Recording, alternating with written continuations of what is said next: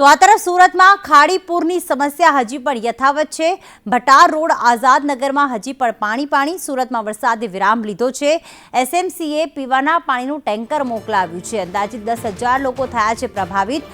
ખાડીપુરના પાણી ધીમે ધીમે હાલમાં ઉતરી રહ્યા છે। ભટાર રોડ આઝાદનગરમાં હજી પણ જે સમસ્યા છે પાણી ભરાવાની તે યથાવત છે। ત્યારે સુરત મ્યુનિસિપલ કોર્પોરેશન દ્વારા પીવાના પાણીની સુવિધા રૂપે અહીંયા ટેન્કર મોકલવામાં આવ્યું છે।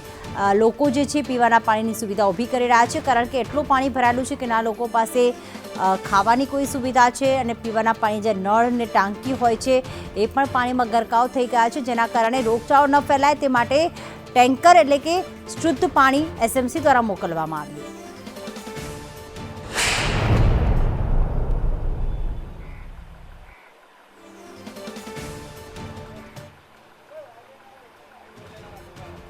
સુરતમાં હજુ પણ ખાડીપુરની પરિસ્થિતિ યથાવત જોવા મળી રહી છે। સારી વાત એ છે કે ઉપરવાસમાં વરસાદ અટકી ગયો છે, પરંતુ હજુ પણ ખાડીના સ્તર જે છે તે ઉપર ચાલી રહ્યા છે, જેનું કારણ છે હજુ પણ નીચાણવાળા વિસ્તારમાં તમને પાણી દેખાઈ રહ્યા છે। હું ઊભો છું તે જ તમને દર્શાવી રહ્યો છે કે કઈ હદ સુધી હજુ પાણી રોકાયેલું છે। આ આપણે દ્રશ્ય જોઈ રહ્યા છે એ ભટાર રોડ સ્ટ્રીટ આંબેડકર નગર રસુલાબાદ જે આવ્યું છે ત્યાંના દ્રશ્યો તમે જોઈ રહ્યા છો, અને હજુ પણ અહીંયા તમને દેખાશે કે આગળ ખાડી છે અને એ ખાડીનું લેવલ હજુ પણ ઉપર ચાલતું હોવાથી હજુ આ પાણી ઓસરા નથી। મહત્વની વાત છે કે સુરતે છેલ્લા 4 દિવસના અંદર પોતાની બદલાઈ ગયેલી સુરત જોઈ લીધી છે। તમામ ખાડી જ્યાંથી પસાર થતી હતી ત્યાં તમામ જગ્યાઓ પર નીચાણવાળા વિસ્તારમાં પાણી દેખાઈ રહ્યા હતા। આઝાદનગર હોય, આ ભટારના સામેનો વિસ્તાર જે છે રસુલાબાદ છે, આ તમામ જગ્યા પર પાણી હજુ પણ દેખાઈ રહ્યા છે। સુરત મહાનગરપાલિકાનું આ ટેન્કર છે જેના ઉપર વિડીયો જર્નાલિસ્ટ અજીત પટેલ હાલ ઊભો છે અને ત્યાંથી આ દ્રશ્યો બતાવી રહ્યા છો, અને આ જે દ્રશ્યો તમે જોઈ રહ્યા છો એ પાણીનું ટેન્કર સુરત મહાનગરપાલિકાના પાણી ખાતાએ મોકલાવેલું છે। અહીંયા કેટલાક લોકો છે એમનેથી બી જાણીશું એમનું શું કેવું છે। કેટલા દિવસથી તમે પાણી જોઈ રહ્યા છો? હા, 4 દિવસથી પાણી જોઈ રહ્યા છે। અહીંયા કયા કેટલા લોકો રહે? અહીંયા લગભગ 8,000 થી 10,000 લોકો રહે। તમે કેટલા દિવસથી પાણી? આ 4-5 દિવસથી પાણી છે। 4 દિવસથી ઘટના મતલબ મકાનોમાં 3-4 ફૂટ જેવું છે। આ રોડ પર 4 ફૂટ જેવું પાણી હતું। કાલે એસએમસીના કોર્પોરેટર આવ્યા હતા, મેયર આવ્યા હતા, અહીંયા નાવડીથી બધા ફરીને ગયા હતા અને સર્વે કરી ગયા, અને ત્યાં 4 ફાયર બ્રિગેડથી પેલા પાણી આ બાજુથી પેલી ખાડીમાં નાખવાનું ફાયર બ્રિગેડથી મશીન ચાલુ છે પાણીના નિકાલ કરવા માટે, પણ મેઘરાજાના કારણે આ પાણી વધારે ભરાયું છે એવું બધાને એવું થાય છે। અંદાજિત તમે લોકો કાલે અહીંયા જ્યારથી 4 દિવસથી પાણીમાં છો તો અહીંયા કેટલા લોકોને અસર થઈ હશે? કયા કયા એરિયા આવ્યા છે? આમાં આઝાદનગર છે, આંબેડકર નગર છે, રસુલાબાદ છે અને ઇન્દ્રાનગર છે। આ ચાર વિસ્તારને વધારેમાં વધારે અસર થયું છે।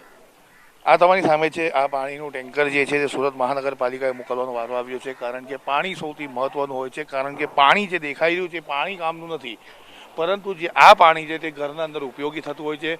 ફરી યાદ અપાવું, સુરત મહાનગરપાલિકાનું જે આ પાણીનું ટેન્કર છે તેના ઉપર વિડીયો જર્નાલિસ્ટ અજીત પટેલ હાલ ઉપરથી આ દ્રશ્ય તમને બતાવી રહ્યો છો। આપણે આ ટેન્કરવાળા ભાઈથી બી જાણીશું, એ સતત કામગીરી કરી રહ્યા હતા। થોડા બહાર આવશો?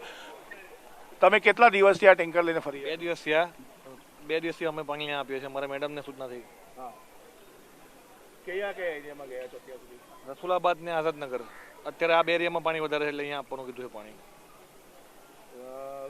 સતત કેટલા દિવસથી આ ટેન્કર લઈને ફરી રહ્યા? સતત 3 દિવસથી આમ, પણ 2 દિવસ અહીંયા કન્ટિન્યુ ચાલે છે ટેન્કર।